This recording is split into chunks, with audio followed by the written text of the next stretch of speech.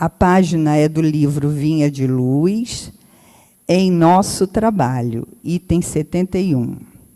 Porque toda a casa é edificada por alguém, mas o que edificou todas as coisas é Deus.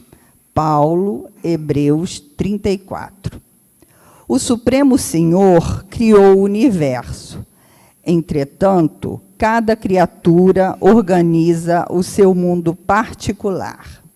O arquiteto divino é o possuidor de todas as edificações. Todavia, cada espírito constrói a habitação que lhe é própria. O doador dos infinitos bens espalha valores ilimitados na criação. Contudo, cada um de nós outros deverá criar valores que nos sejam inerentes à personalidade. A natureza material, rica de bênçãos, em toda a parte, constitui a representação do patrimônio imensurável do poder divino. E, em todo lugar onde existe alguém, aí palpita a vontade igualmente criada do homem, que é o herdeiro de Deus. O Pai levanta fundamentos e estabelece leis. Os filhos contribuem na construção das obras e operam interferências. É compreensível, portanto, que empenhemos todo o cuidado em nosso esforço individualista nas edificações do mundo, convictos de que responderemos pela nossa atuação pessoal em todos os quadros da vida.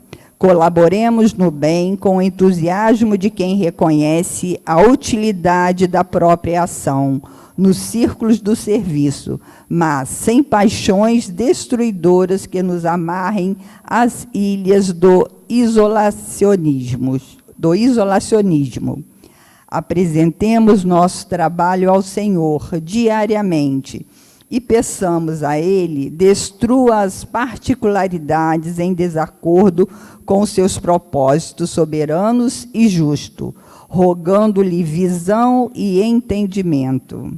Seremos compelidos a formar o campo mental de nós mesmos, a erguer a casa de nossa elevação e a construir o santuário que nos seja próprio. No desdobramento desse serviço, porém, jamais nos esqueçamos de que todos os patrimônios da vida pertencem a Deus. Então, meus irmãos, elevando o nosso pensamento a Deus, nosso Pai, a Jesus, nosso Mestre querido, nós agradecemos, Pai, por essa oportunidade divina e maravilhosa de estarmos aqui reunidos para mais uma manhã de estudo. Que possamos ter um bom entendimento da sua palavra, possamos elevar os nossos pensamentos para o bem, para o otimismo, para a esperança, para a sabedoria, para o amor, e com alegria em nossos corações assistirmos esta palestra e observarmos nessas lições aquilo que possamos transformar em nossas vidas, para o bem, para o amor e para a luz divina. Que o Senhor permaneça conosco, em nossos corações e em nossas vidas, hoje e sempre. Que assim seja. Graças a Deus. Então, hoje nós temos aqui nosso irmão Eduardo, lá do Selvi, do Luz Verdade, né? E ele vai falar sobre o capítulo 16, Não se pode servir a Deus e a Mamon, parábola do mal rico e parábola dos talentos. Seja bem-vindo e que você tenha boas inspirações.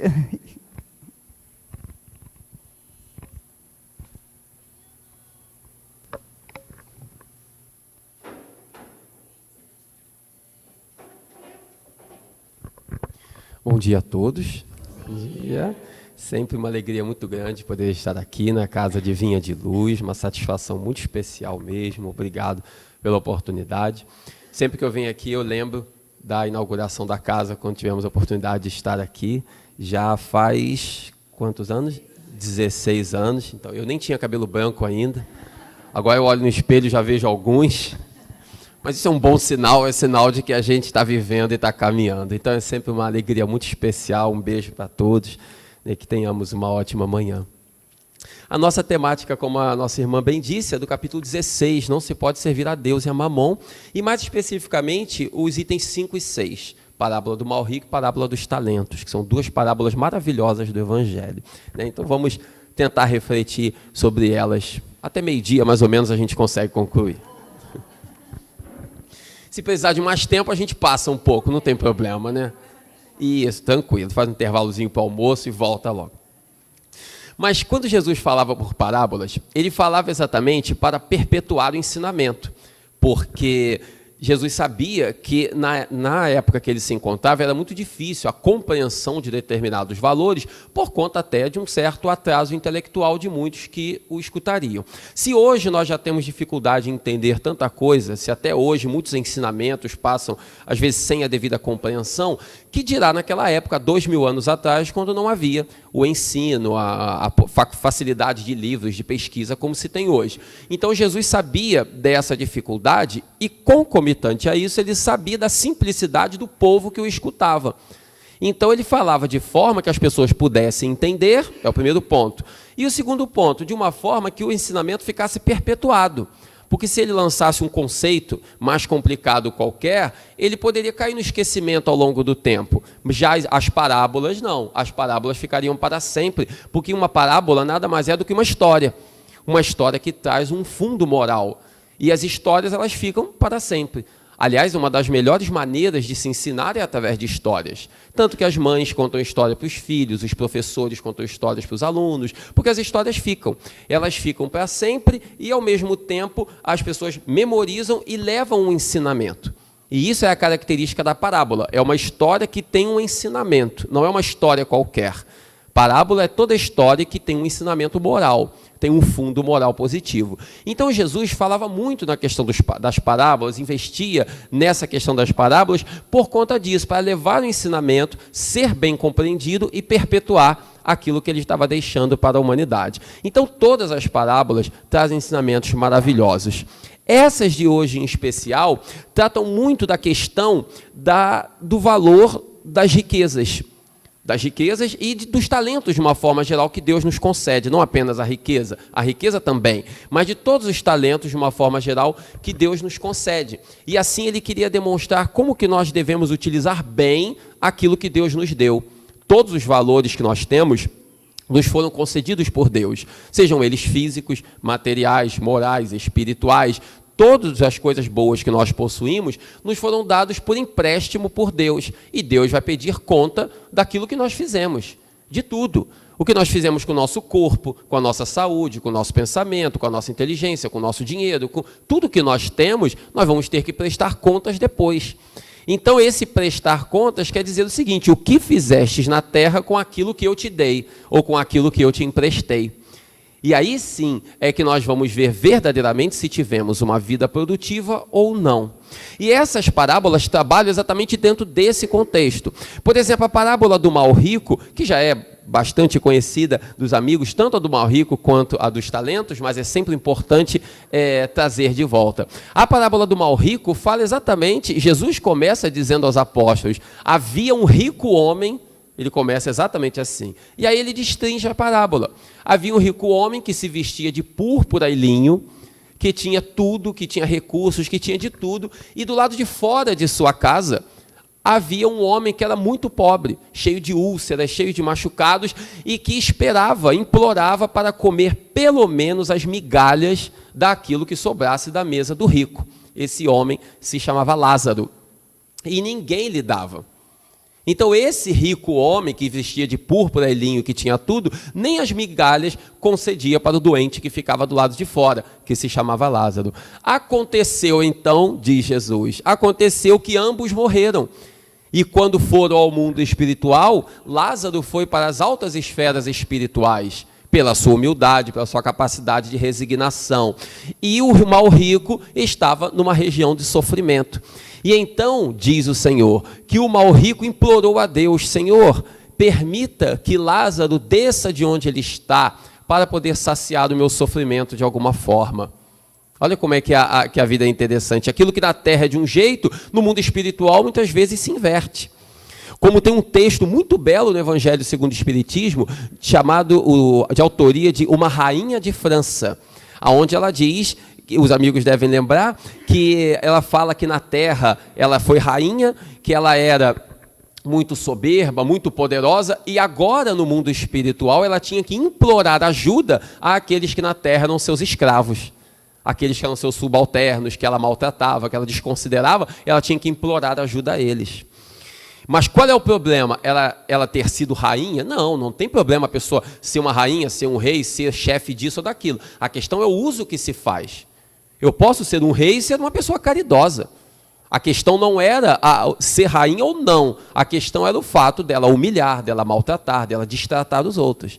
Então essa que é a questão, não é a posição em si, é a forma como nós nos comportamos diante dela.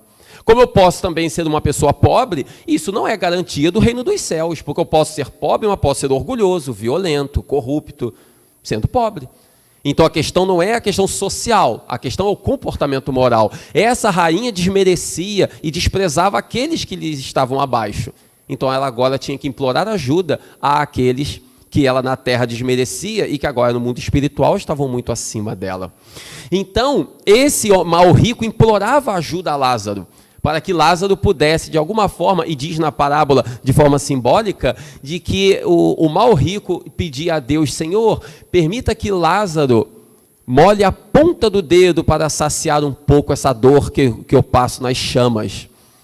Era simbólico, mas para dizer que ele implorava ajuda àquele que estava muito acima de si e que na terra lhe estava abaixo. E então o Senhor lhe disse que naquele momento não seria possível. E então o Senhor diz: mas então diga a Lázaro para que avise pelo menos aos meus familiares, aos meus amigos que estão na terra, para que eles não venham também para esse lugar de sofrimento onde eu estou, para que eles aprendam com essa minha experiência. E o Senhor disse ao mal rico: eles, se referindo aos seus familiares, eles têm Moisés e os profetas, que os ouçam. E o mal rico diz: mas Senhor, se eles vos ouvirem, farão penitência. E o Senhor disse: se eles não ouvem os Moisés nem os profetas, também não entenderão, ainda mesmo que algum dos mortos ressuscite. Então o que a parábola quer dizer com isso? Inúmeros ensinamentos se retiram de uma história como essa. Primeiro, o mau uso da riqueza, porque ele deixava de ajudar aquele que estava do lado de fora. O problema não era a riqueza, era o uso que se fazia dela. Isso é um ponto importante. Não há problema nenhum em alguém ser rico, não há nenhum problema. A questão é o uso que se faz. O uso da riqueza é que dizia, o uso está exatamente naquilo que Jesus nos ensinou, na caridade, no amor ao próximo. Esse é o bom uso que se faz dos tesouros que nós temos. Aliás, não só da riqueza. Tudo que nós possuímos, a inteligência, o caráter, as nossas faculdades de falar, de ouvir, de andar, tudo deve ser utilizado para o bem, para fazer coisas boas. Se eu utilizo as faculdades e os tesouros que Deus me concedeu para fazer o bem, eu estou no caminho correto. Se eu utilizo para fazer o mal, eu estou no caminho errado. Então, se alguém está na dúvida sobre o melhor uso para se dar alguma coisa, pense no bem que se pode fazer. Aí nós estaremos dando o melhor uso para aquele bem. A riqueza, a mesma coisa. Então, o problema não é a riqueza, é o uso que se faz, que o uso correto está na caridade. Outro ensinamento que se pode tirar da parábola do mal rico é a humildade de Lázaro. Porque Lázaro estava sofrendo, coberto de úlceras, passando fome, etc. Mas ele poderia se revoltar. Ele poderia se rebelar, ele poderia querer tomar o que não era dele, e, no entanto, ele estava resignado. A resignação é muito importante do sofrimento, porque a falta de resignação faz com que nós venhamos a perder os benefícios do sofrimento. Então, a resignação é fundamental, porque sofrer de forma resignada, nós estamos resgatando, mas sofrer de forma revoltada, nós teremos muitas vezes que repetir a experiência. E ser resignado não quer dizer se acomodar com a dor, não é isso. Se qualquer um de nós está passando por alguma dor, por alguma doença, algum problema, claro que nós vamos procurar melhorar. Ninguém gosta de ficar sofrendo. Vamos tomar no remédio, vamos nos cuidar e vamos procurar sair daquele problema. Isso é óbvio. A resignação não é falta de dedicação na melhoria. A resignação é lutar para melhorar, mas aceitar a vontade de Deus, agradecer a Deus. Entender que o sofrimento está me ensinando alguma coisa. Se um dente meu começar a doer, eu vou sentir a dor, eu não vou ficar curtindo a dor, eu vou ao dentista para poder melhorar. Agora, essa dor quer me ensinar alguma coisa. Então, uma coisa é eu sentir a dor, agradecer a Deus e ir ao dentista tratar. Outra coisa é eu blasfemar contra aquilo. Por que a vida é assim? Por que Deus fez isso comigo? Que absurdo, tratar as pessoas mal, como se alguém tivesse culpa da minha dor. Aí é falta de resignação. Então eu posso sentir a dor, ficar tranquilo, ir ao dentista e me tratar. E entender que aquela dor está me fazendo algum bem. Qual bem? Me avisando que tem alguma coisa errada. Porque a dor é uma amiga nossa, a dor não é uma inimiga. A dor quer nos ensinar alguma coisa. Toda dor quer nos ensinar alguma coisa. Se eu sinto uma dor de dente, no exemplo que eu dei, ela está me avisando o quê? Que tem alguma coisa errada que eu preciso tratar. Se eu não tratar, pode gerar uma infecção, pode gerar um problema muito mais sério. E isso toda dor, não só física, mas também emocional. Então a dor quer nos ensinar alguma coisa. Agora eu posso escolher se eu vou sofrer com resignação ou se eu vou sofrer de forma rebelde. Joana de Ângeles tem um conceito muito interessante que ela fala de resignação dinâmica. O que é resignação dinâmica? Eu aceito que eu estou passando por certo sofrimento, eu agradeço a Deus esse sofrimento, agradeço porque Ele está me ensinando e vou agora melhorar. Vou me tratar, vou me cuidar para melhorar. E isso é resignação dinâmica. Quem luta para melhorar e ao mesmo tempo fica tranquilo e agradece a Deus. Diferente daquela pessoa que se rebela, que se revolta, que acha que o mundo é injusto com ela. Para que eu nasci? Por que Deus faz isso comigo? Esse tipo de coisa demonstra a falta de resignação. É onde se põe a perder os benefícios da prova ou da expiação que se esteja atravessando. Então a dor, ela é um auxiliar para a nossa evolução, é um aprendizado. Existe uma doença que é muito rara, chamada analgesia congênita, que são pessoas que não sentem dor. Só existe cerca de 50 pessoas com essa doença no mundo, segundo a Organização Mundial de Saúde. 50 pessoas no mundo, 2 estão no Brasil. Analgesia congênita. A pessoa simplesmente não sente dor. Não sente dor. Pode acontecer qualquer coisa, ela não sente dor. Aí outro dia eu comentei sobre isso com um conhecido, né, conversando. Ele falou, é um sonho ter uma doença dessa. É meu sonho. Imagina não sentir dor. Posso fazer qualquer coisa que eu não vou sentir dor nenhuma. É um sonho isso. Eu falei, ledo engano, as pessoas têm uma, né, viajam às vezes, né, em certas coisas. Eu li recentemente uma entrevista de uma dessas pessoas que estão no Brasil que tem essa doença. E ela dizia, o meu sonho é sentir dor. Olha como é que a vida é paradoxal. O meu sonho é sentir dor. Nunca eu senti dor na vida, o meu sonho é sentir. Mas por quê? Não é sonho porque é gostar de sofrer, não é isso não. É porque normalmente essas pessoas, elas passam por dificuldades que nós desconhecemos. Elas morrem mais cedo. Porque nós, se tivermos um problema qualquer de saúde, a dor vai avisar. E essa pessoa, se ela quebrar uma perna, como é que ela vai saber? Se tiver um dente inflamado, se tiver uma unha encravada, se tiver um problema cardíaco, como é que a pessoa vai saber que está com problema? Nós cuidamos da saúde porque sentimos dor.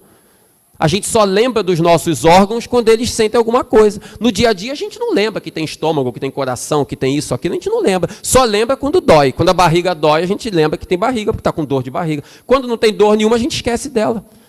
A vida é assim. E essas pessoas não sentem dor nunca. E essa entrevista que eu li dessa senhora, e ela dizia que teve uma vez que ela quebrou a perna, só foi no hospital uma semana depois. Mesmo assim, porque o marido percebeu que ela estava andando diferente, mancando, a perna estava virando, e ela achou estranho, foi no hospital fazer os exames, tinha quebrado a perna. Teve um dia que ela foi pegar uma panela, e o fogo estava aceso, ela não percebeu, e ela simplesmente encostou na panela. E pegou a panela com a mão tranquilamente. A panela fervendo, e ela pegou tranquilamente. Quando o marido viu e falou com ela, foi que ela percebeu e soltou.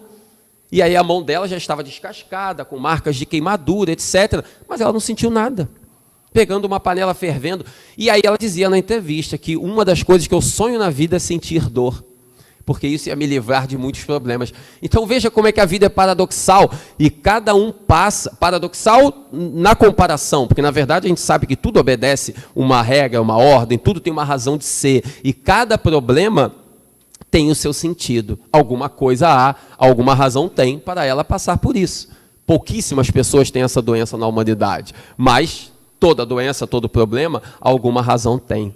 Então, aprender a entender a vontade de Deus é usar bem os recursos que Ele nos deu, coisa que o mal rico não fez na parábola. Por isso que é o mal rico da parábola. Se ele tivesse utilizado bem, não seria o mal rico. Então, utilizar bem os recursos que Deus nos deu. Essa é a questão. A pobreza e a riqueza na parábola do mal rico, esses dois contraditórios, ali nos dão de forma muito clara a visão do que Jesus quer ensinar com a parábola. O rico que não soube usar a riqueza e o pobre que soube ser humilde. Mas o problema não está em ser pobre, em ser rico, mas o uso que foi feito. Poderia ser o contrário, poderia ter sido um bom rico que ajudava e poderia ter sido ali um pobre que não se ajudava de alguma forma, que se revoltava, que se corrompia, que era violento. A questão não era a riqueza ou a pobreza, mas o uso que se fazia dela. Então isso faz com que a gente reflita sobre a importância desse uso, dos valores que Deus nos deu. Como, por exemplo, na outra parábola, que é a dos talentos, que é abordada nesse capítulo 16. Tanto que o título do capítulo é Não se pode servir a Deus e a Mamon. Não se pode servir a Deus e a Mamon. Mamon era uma divindade antiga. E por que Jesus diz assim? Porque não se pode servir a Deus e a Mamon. Porque toda vez que damos a um, vamos tirar de outro. Ninguém consegue servir 100% a dois senhores. Toda vez que damos algo para um, tiramos de outro. É como o nosso tempo. Ninguém consegue se dedicar totalmente a duas coisas diferentes. Para nós estarmos hoje aqui, precisamos deixar de estar em outro lugar. Não conseguimos estar em 2, 3 lugares ao mesmo tempo. Então, toda vez que fazemos a opção de nos dedicar a algo, nós estamos abrindo mão de outro algo. A vida implica renúncia. Toda decisão implica renúncia. Toda escolha implica renúncia. Nós ganhamos de um lado e perdemos de outro. Ou deixamos de ganhar de outro, a vida é assim. Por isso a vida é feita de escolhas, de decisões, e por isso que as nossas decisões são tão importantes. Porque isso vai dizer a nossa felicidade, vai dizer o êxito da nossa tarefa. Então não se pode servir a Deus e a Mamon. Se optarmos sempre por Deus, obviamente que teremos uma vida exitosa. Por exemplo, a parábola dos talentos. Veja a similitude com a parábola do mal rico, embora o contexto seja diferente, mas a proposta é a mesma, é utilizar bem os recursos que Deus deu.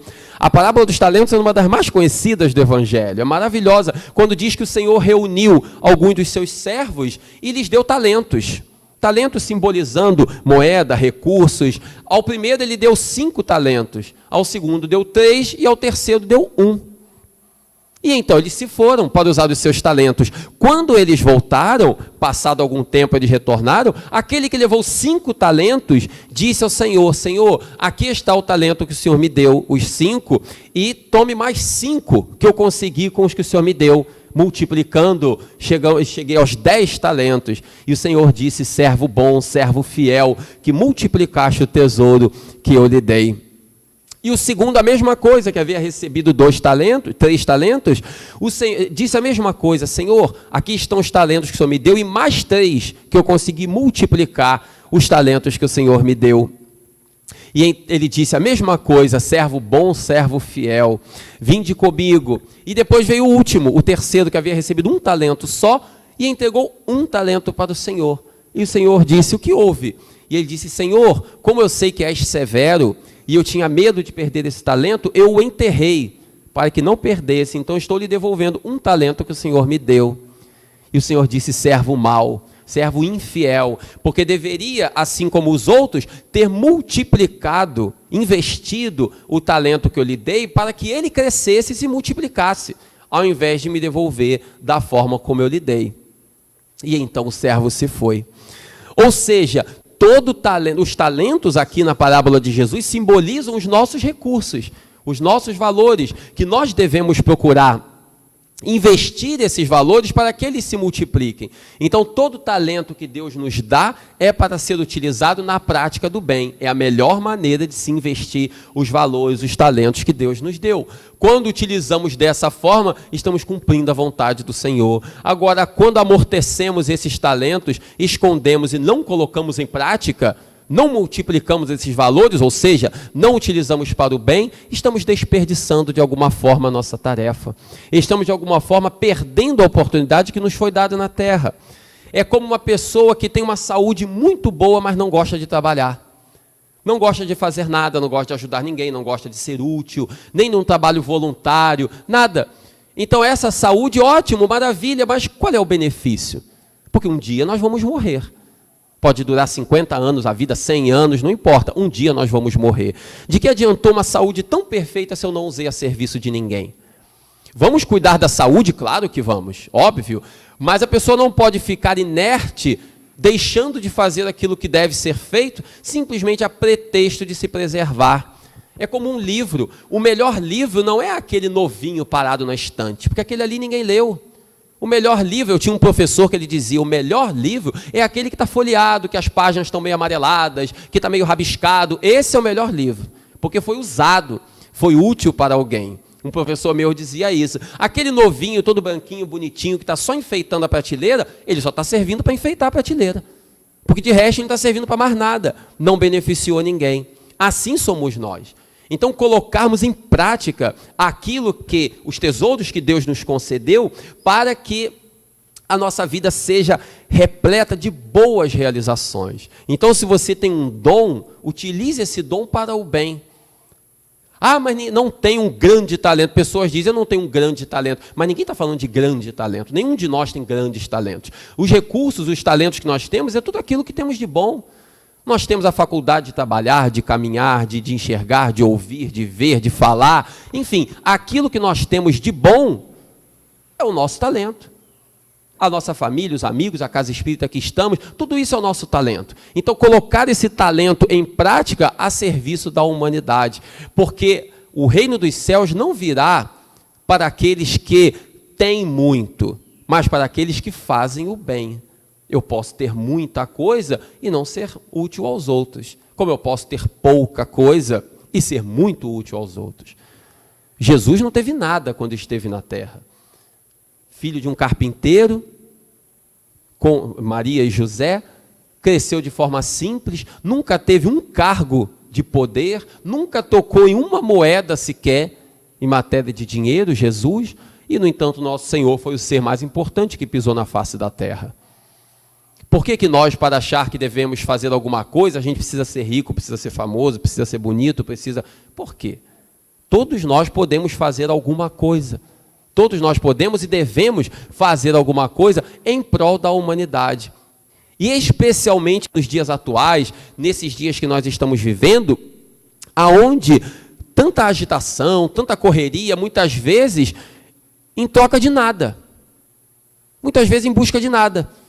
Porque nós estamos correndo, claro que tem dias que são mais corridos pelo trabalho, mas o significado daquilo que é feito muitas vezes fica perdido. Até no meu serviço mesmo, muitas vezes por conta do trabalho em si, às vezes se esquece o lado humano. Então alguém vem resolver alguma coisa, a pessoa resolve rápido e libera rápido e nem olha para o rosto do outro. E o lado humano aonde fica? Olharmos uns para os outros, conversarmos, ajudarmos uns aos outros. Às vezes aquela pessoa que passou o nosso caminho, seja no seu serviço, seja na rua, seja num consultório médico, em qualquer lugar, às vezes aquela pessoa está precisando de um olhar, de uma boa conversa. Às vezes alguém está falando alguma coisa, pode ser que o assunto não nos interesse, mas para aquela pessoa é importante falar. Então é importante que eu ouça. E eu não posso abandonar a pessoa só porque o assunto não está me interessando, eu vou embora, mas pode ser que para ela seja importante estar desabafando naquele momento. Então a gente tem que ter esse olhar. Eu nunca esqueço uma vez, quando eu estava lá no Luz e Verdade, a casa que eu frequento até os dias de hoje, eu era novo, devia ter meus 19, 20 anos, tem 2 ou 3 anos mais ou menos que isso aconteceu, antes que alguém faça contas, né? Aí eu lembro que eu estava no centro, eu era novinho, estava trabalhando na juventude e tal, e já ajudava na coordenação da evangelização, e aí chegou um senhor falando, meu filho, eu gostaria de alguém para me ouvir. Fazer o atendimento fraterno, né? Aí eu falei, eu estou passando por um problema sério, gostaria de alguém para me ouvir. Aí eu atendia, se tivesse alguém mais experiente na casa, eu chamaria, porque eu era bem novo, mas estava eu ali, então vamos para o trabalho. Eu falei, não, vamos lá. Aí sentamos, aí ele começou a contar o seu problema. E eu, prestando atenção, ouvindo, e é uma das regras do atendimento fraterno, né? Primeiro você ouve, para depois você falar. Como é que a gente vai falar para aconselhar um problema que a gente não sabe qual é? Então deixa a pessoa falar, depois então a gente fala. E aí então ele começou a falar. E aí eu ouvindo e tal. Aí eu pensava, quando ele terminar, então eu aconselho alguma coisa. Só que ele já estava falando um bom tempo e não terminava nunca. Aí nessa hora a gente tem que dar um jeitinho de entrar no assunto, né? Aí eu tentei cortar e ele falou, não, só um minutinho, meu filho, eu ainda não acabei não. Aí eu me recolhi na minha insignificância, né, e esperei. Aí ele continuou falando. Aí já estava uns 20, 25 minutos, um bom tempo. Aí eu tentei falar de novo, e aí ele falou, não, só um minuto, meu filho, eu disse que eu precisava de alguém para me ouvir. Então, você falou que ia me ouvir, eu falei, não, estou ouvindo, claro, com certeza. Aí ele continuou falando, e eu ouvindo. Aí ele continuou falando. Eu sei que já estava um bom tempo, eu tentei cortar ele umas 3 ou 4 vezes, não consegui. Quando já estava assim, uns 40 minutos, quando ele terminou, que finalmente eu achei que ia falar alguma coisa, ele falou, muito obrigado, meu filho, por ter me ouvido. Eu queria alguém para me ouvir, obrigado por você ter me escutado. Tchau, fica com Deus. E foi embora. Aí eu olhei para um lado, olhei para o outro. Eu falei, não consegui falar nada. Logo eu não consegui falar nada. Só que depois eu fiquei pensando, claro que se eu pudesse ter falado alguma coisa, teria ajudado. Mas o fato de ouvir já foi uma ajuda de alguma forma. Nunca mais eu esqueci disso, como muitas vezes as pessoas precisam de alguém para lhes ouvir.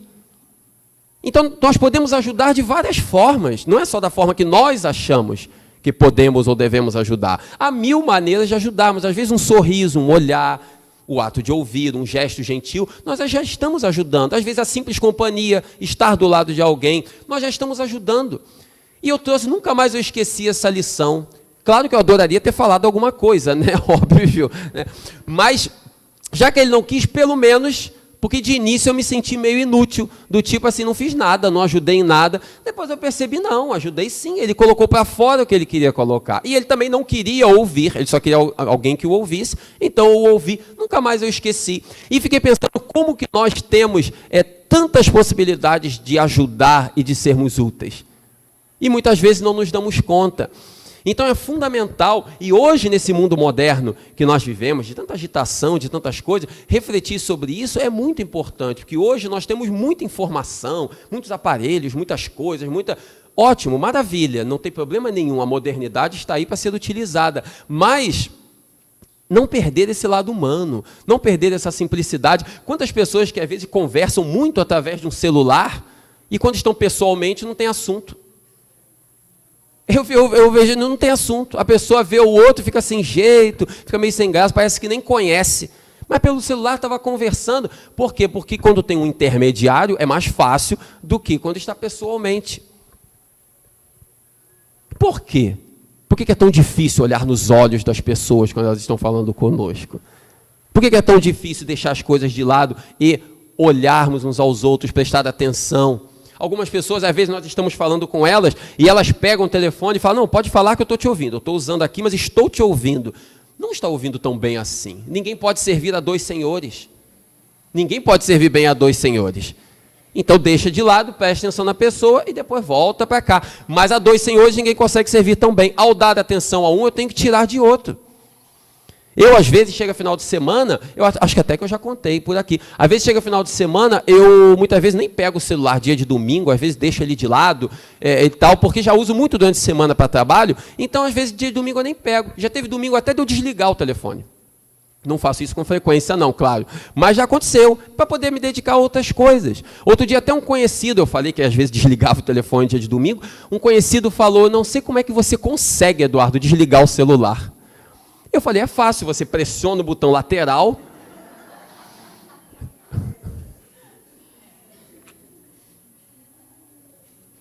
A gente ensina, né? Se ele não sabe como é que faz, a gente explica. Pressiona o botão lateral, no meio da tela vai aparecer assim, desligar, você toca ali. E para religar o mesmo processo. Aí ele falou, não, você entendeu o que eu falei. Não, você falou que não sabia como é que eu fazia para desligar. Eu estou explicando. Então, assim, isso é fundamental, porque a vida moderna, os recursos que temos são maravilhosos, e temos que usar esses recursos para o nosso progresso. Mas nunca isso pode substituir o lado humano. Sabe, um gesto gentil, um elogio que se faça, a atenção que se dá a um amigo, uma visita fraterna, um telefonema.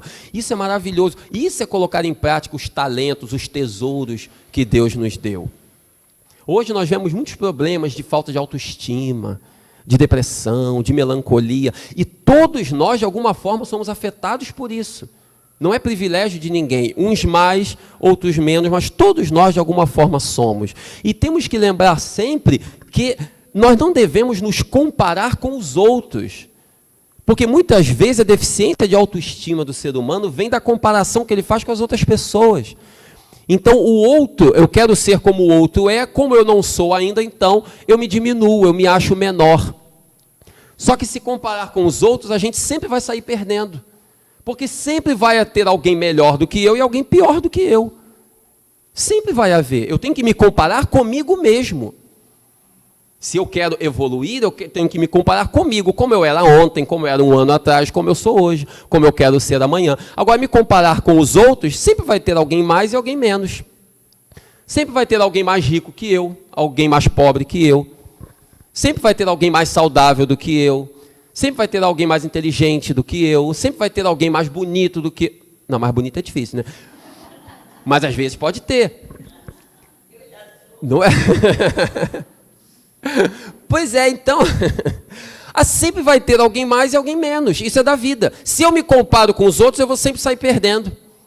Então eu tenho que me comparar comigo mesmo, como eu era até ontem e como eu quero ser amanhã, como eu estou hoje, como eu era um ano atrás, como eu estou agora. E aí nós vamos percebendo o nosso progresso, mas sem essas comparações. Então utilizar os recursos que Deus nos concedeu é exatamente isso, é fazer com que a vida se torne mais plena, mais realizadora. Sabe, nós olhamos, antes de vir para cá, agora de manhã, eu me lembrava da vida de Albert Schweitzer, que nem é tão falado na literatura, mas é uma biografia que vale muito a pena ler, quem tiver a oportunidade. Albert Schweitzer ganhou o Prêmio Nobel da Paz em 1952, um dos maiores prêmios Nobel de todos os tempos, pela repercussão que teve. Schweitzer nasceu na Europa, se não me falha a memória, na França, e tinha uma vida plena para seguir. Era de uma família muito bem abastada, muito bem colocada. Ele tinha grande vocação para a música. Era um dos melhores intérpretes de Bach da Europa na época. E tinha tudo para ter uma vida gloriosa na Europa. Até que certa vez ele ouviu falar da miséria que havia na África. E começou a pesquisar e chamou muita atenção dele uma revista que ele estava folheando certa vez, que colocava fotos da miséria na África. Mais especificamente da região de Lambaréné, ou Lambaréné, dependendo da pronúncia, que ficava no Congo belga. E ali a revista dizia mais ou menos assim: a África espera por você, espera pela sua ajuda. E aquilo lhe tocou tanto o coração, que ele então resolveu ir para lá. Largou o mundo da música, poderia se dedicar esporadicamente, mas largou a vocação da música, resolveu fazer medicina. Foi fazer medicina, se especializou em doenças tropicais e foi com a sua esposa para o Congo belga trabalhar pelos miseráveis da África, dedicando toda a sua vida pelos doentes e pelos miseráveis.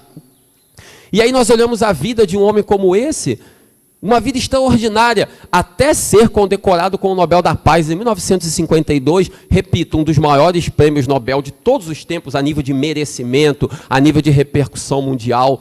Um homem que tinha tudo, a nível de riqueza, a nível de vocação, a nível de projeção social, e, no entanto, deixou tudo para poder seguir Jesus. Então veja como é que a nossa vida é feita de escolhas, de decisões.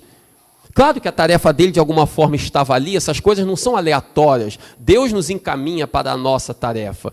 Não quer dizer que todos nós temos que largar tudo de um dia para o outro para fazer tal coisa, não é isso. Essas coisas acontecem naturalmente de acordo com a missão de cada um. Mas o principal é, o que eu posso fazer de bom pela humanidade? Como o meu tempo está sendo utilizado? O que eu estou fazendo para ser produtivo? Porque nós não sabemos o dia de amanhã. Não sabemos o dia de amanhã. Hoje nós estamos aqui muito bem.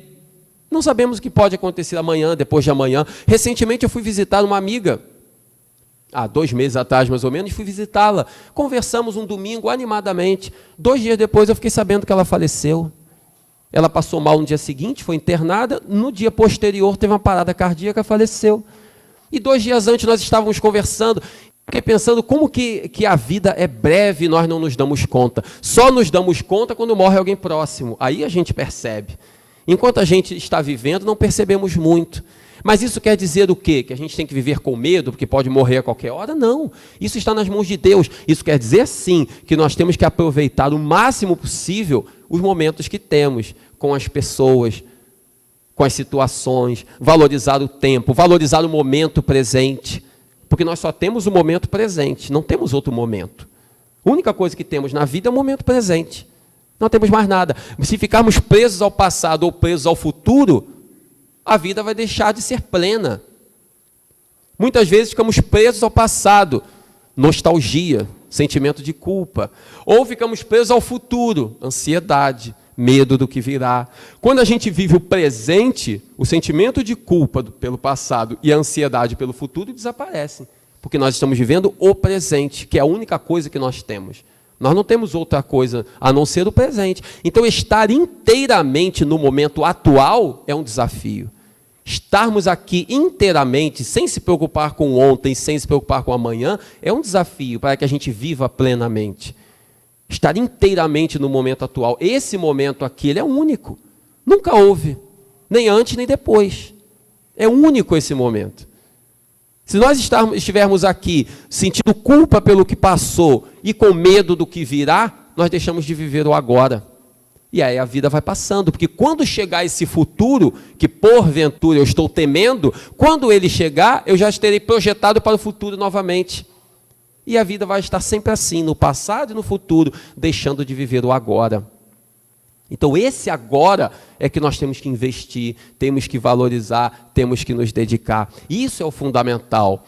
Então entender, no meio desse turbilhão que nós vivemos, todos nós temos 1000 coisas para fazer, para se preocupar, para se dedicar, mas entender isso é fundamental para que a vida seja mais produtiva, mais realizadora, para que a vida seja de acordo com aquilo que Jesus nos ensinou, para usarmos bem os nossos talentos, para multiplicarmos os nossos talentos, para fazermos coisas boas e darmos utilidade à riqueza que nos foi concedida, não como o mau rico da parábola, não como o mau rico da parábola que não usava bem o seu recurso, não como o servo do Senhor que recebeu 1 talento e entregou 1 talento ao Senhor, ou seja, não utilizou bem o seu recurso, como o mau rico da parábola também não utilizou bem. Pelo contrário, sermos como aqueles que multiplicaram o talento, ou seja, que utilizaram bem os recursos que lhe foram concedidos. Esse é o grande desafio que nós temos. Todo talento que tivermos, multiplicarmos esse talento. Na página do Homem de Bem do Evangelho segundo o Espiritismo, onde Allan Kardec elenca as características do homem de bem, aquela página que nós vamos lendo com as várias características do homem de bem, os amigos conhecem, que a gente vai lendo, até deprime um pouco, né? Fala, eu não consigo fazer quase nada disso, né? Essa página toda, de repente, essa palavra aqui, pode ser que já tenha aprendido uma coisa, mas o resto... Mas é bom que a gente vai lendo onde a gente consegue. Mas todo aquele texto, ensinamentos maravilhosos, mas em determinado momento Allan Kardec diz, o verdadeiro homem de bem é aquele que pensa primeiro no próximo, antes de pensar em si. Pensa primeiro no próximo, antes de pensar em si.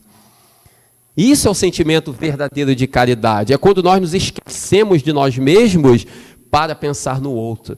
Não esquecer de si mesmo no sentido de desprezo, de falta de autoestima, não é isso. É apenas priorizar o que eu posso fazer pelo outro. Não é como aquele velho ditado que se a farinha é pouca, o meu pirão vem primeiro. Não, se a farinha é pouca, deixa o pirão para os outros. Se ficar sem para mim, não tem problema, mas vamos pensar nas pessoas. Ou pelo menos vamos dividir para que todos tenham. Mas não pensar no meu, primeiramente, e depois nos outros. Pensar primeiro nos outros. Foi o que Jesus fez. Foi exatamente isso que Jesus fez.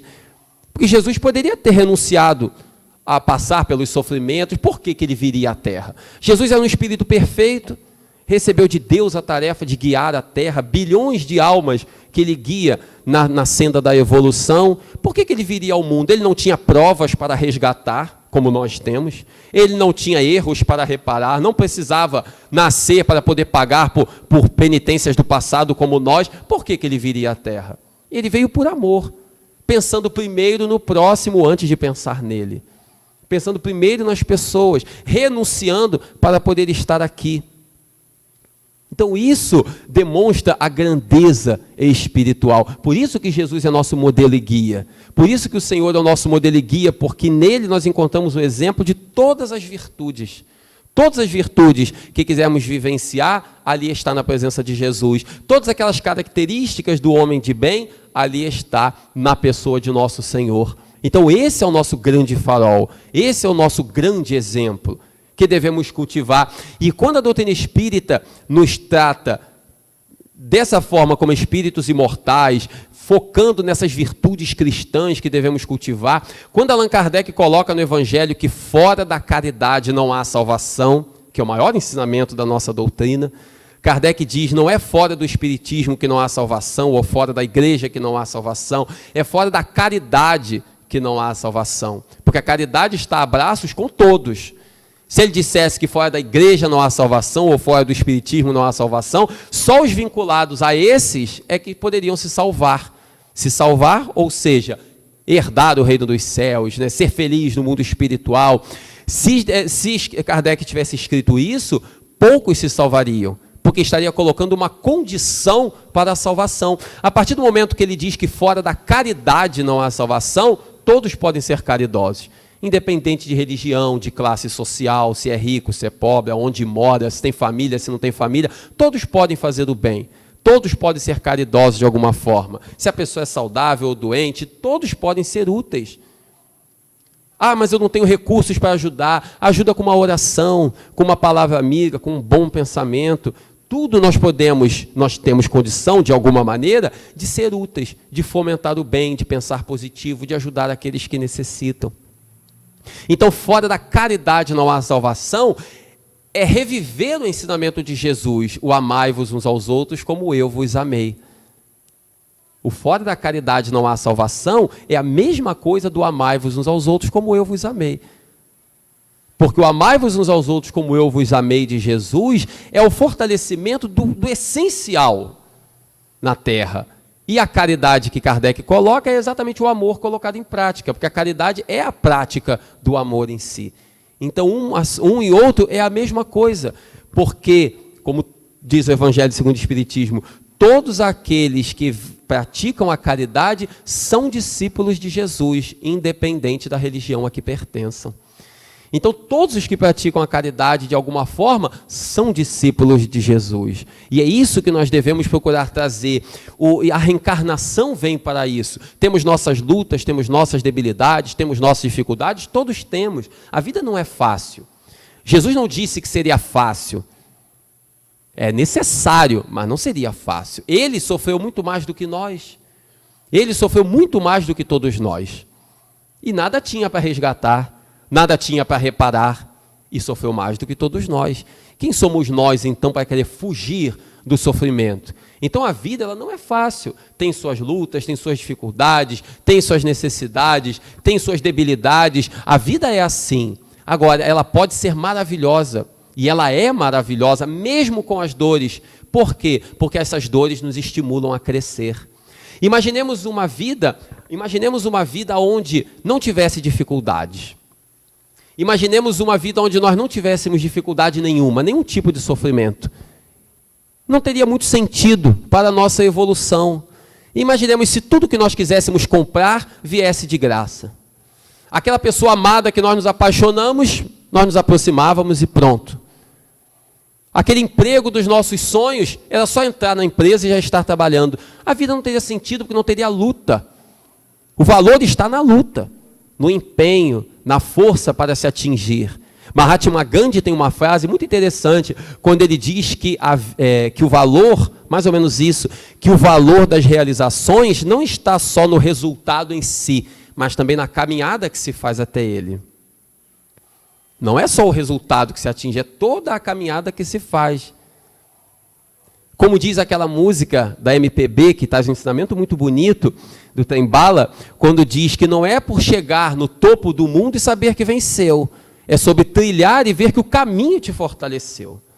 Porque só chegar lá não teria valor se nós fôssemos colocados lá e pronto. Mas a caminhada até lá é que dá o devido valor, é que faz com que nós venhamos a valorizar. E é essa valorização que o Espiritismo nos pede. É essa caminhada, essa luta que nos fortalece, que nos faz olhar para trás e ver tudo aquilo que já realizamos e ter satisfação, ter alegria, ter felicidade de ver aquilo que realizamos. Aquilo que vem muito fácil não nos dá tanta realização assim, mas aquilo que nós ajudamos a construir, isso nos dá realização. E é uma realização eterna, porque as coisas materiais, o sentimento de realização, ele é muito rápido. Passa de forma muito rápida. As coisas espirituais, não. As espirituais, as contribuições que nós damos a nível do bem da humanidade, isso fica para sempre conosco. Essa alegria, essa satisfação. A das coisas materiais passa rápido. Quando a gente compra um objeto que a gente gosta muito, que a gente queria muito ter, nós vamos ficar felizes, mas daqui a pouco essa felicidade acaba. A pessoa compra um bem que ela sonhava muito, ela vai ficar feliz durante um mês, daqui a pouco essa felicidade esfria, muitas vezes a pessoa até se arrepende de ter comprado aquilo. Agora, as coisas boas que nós fazemos, nunca nos arrependemos. Olhamos para trás e ficamos felizes por ter contribuído, por ter colaborado, porque é uma colaboração que fica perenizada. A posteridade vai usufruir também. É uma contribuição que nós demos para a obra de Deus, porque a obra não é nossa, a obra é do Senhor. E nós estamos aqui para colaborar na obra do Senhor. Por isso o Senhor, nas parábolas, diz, em algumas parábolas Jesus dizia que o Senhor chamou trabalhadores para a sua vinha, como na parábola dos talentos, como nos trabalhadores da última hora. O Senhor chamou trabalhadores para a sua vinha. Nós somos os trabalhadores da vinha do Senhor. Nós somos os trabalhadores da vinha do Senhor. Então o trabalho é para Ele, não é para nós. É para darmos a nossa colaboração. E essa colaboração se faz utilizando bem as nossas riquezas. Todas as riquezas, não é só financeira, a saúde, a inteligência, tudo o que pudermos, utilizar as nossas riquezas para o bem, utilizar os nossos talentos para o bem, porque fora da caridade é que não há salvação. Para que um dia possamos dizer, como os cristãos do passado, glória a Deus nas alturas, boa vontade para com os homens e paz na terra. Muito obrigado a todos e muita paz.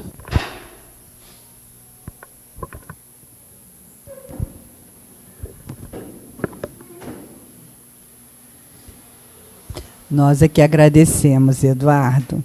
Agradecemos as suas palavras, que nos traz reflexões, motivação, transformações, utilização dos nossos talentos. Muito, muito obrigado. Volte sempre, né? Estamos esperando você aqui mais vezes. Levo o nosso abraço lá para o Luiz Verdade, para todos os irmãos e amigos lá do Luiz Verdade. Muito obrigada. Agora nós vamos passar para a segunda parte, que é a parte do passe, né? Aqueles que se sentirem confortáveis, que quiserem participar do passe, a nossa irmã Nilda vai dirigi-los à salinha de passe. Antes, e aqueles que ficarem aqui, vamos ficarem aproveitando a energia boa do ambiente, né, toda a luz que essa casa tem. E vamos fazer uma oração, elevando nosso pensamento a Deus, nosso Pai, agradecendo mais uma vez a espiritualidade amiga, Fabiano de Cristo, todos os nossos amigos espirituais aqui dessa casa iluminada, né, e pedimos para que fique conosco, que nos auxilie, nos dê força para vencermos cada dia com o amor e a alegria dos nossos dias. Que possamos ter sempre essa luz iluminando os nossos caminhos. Que assim seja. Graças a Deus.